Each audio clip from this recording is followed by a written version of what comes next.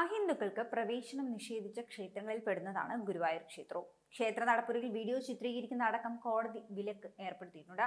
മുൻകൂർ അനുമതിയില്ലാതെ വീഡിയോ ചിത്രീകരിക്കുന്നത് കർശനമായി നിരോധിച്ച നിയമം നിലനിൽക്കെ ജാസ്മിൻ ജാഫർ വീഡിയോ പകർത്തിയതിനെതിരെ പരാതിയുയർന്നു.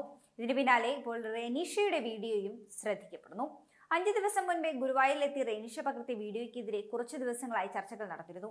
ഇത് ഗുരുവായൂർ ക്ഷേത്രമല്ലേ, അഹിന്ദുക്കൾക്ക് പ്രവേശനമില്ലല്ലോ എന്ന് ചോദ്യം വന്നപ്പോൾ പേടിക്കേണ്ട, ഉള്ളിൽ കയറിയില്ല എന്ന മറുപടിയുമായി റെനീഷയും എത്തി.